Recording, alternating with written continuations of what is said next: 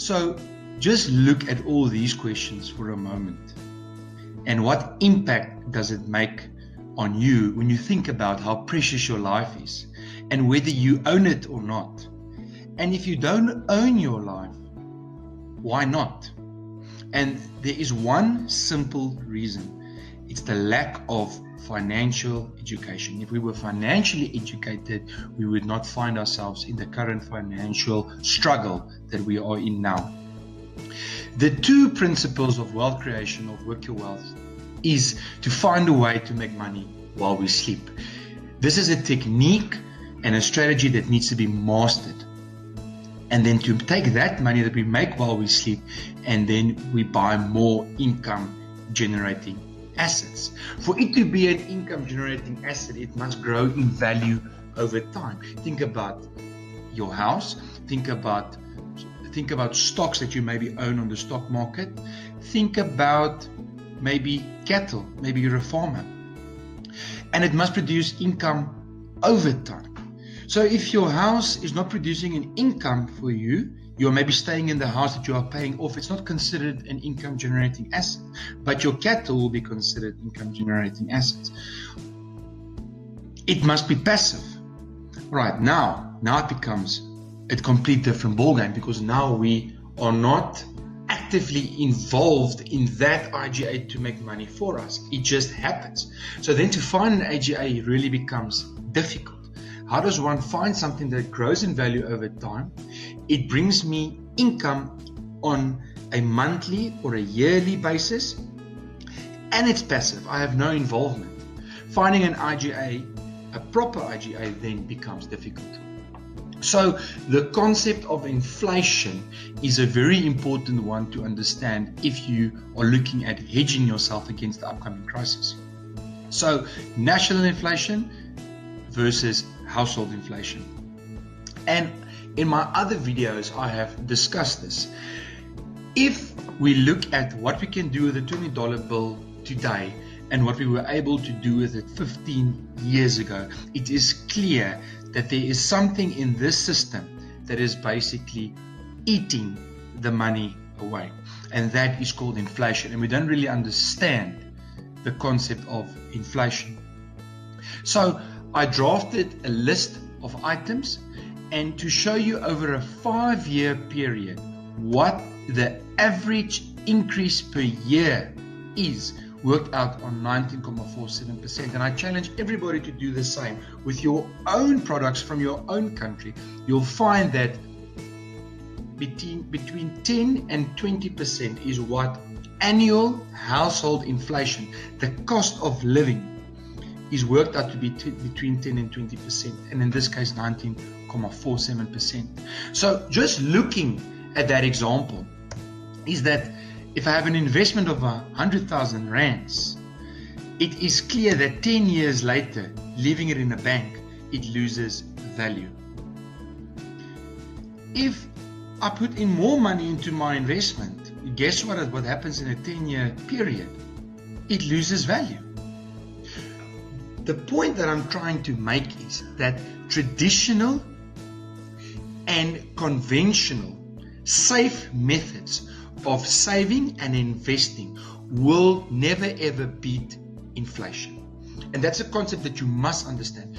The traditional safe ways of investing will not bring you financial freedom. You are not able to beat the system in that way. There's only one outcome when leaving money in the bank, and that is it will lose value. The purchasing power will just become less. Hence Robert Kiyosaki saying that savers are losers.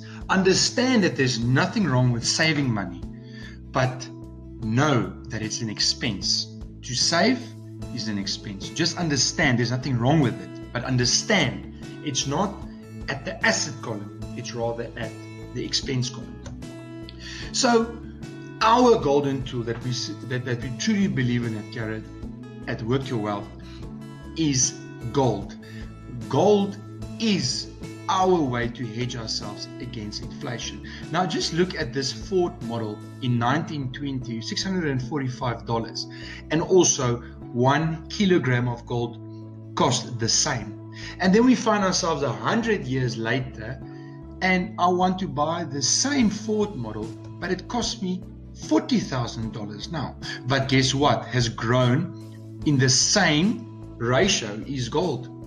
So that basically gives me a 6,100% increase over 100 years. That's 61% per year on gold. Right, average growth. But just for a moment, look at this. The car hasn't grown in value. As a matter of fact, that car is worth way less 100 years later. But what has grown in value over time is gold.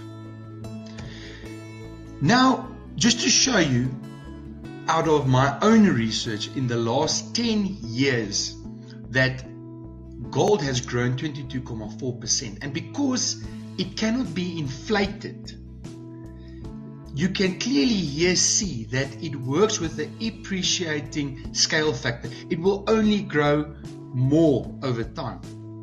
So if I take that 100,000 rands and I'd rather put it into gold and I leave it in gold, in 10 years time, the growth at least would have remained the same or a bit higher. And in this case, 22% increase, not less.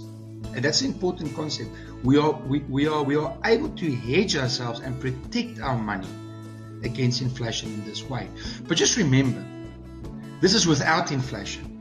If I add inflation to this calculation, because remember, if it doesn't have inflation, it counters inflation. Imagine putting your money into something that will only protect it. And in this case, it's gold. Gold is the safe haven here. And with inflation, we can look at a whopping 573% increase in a 10-year time, taking all the other factors now into consideration.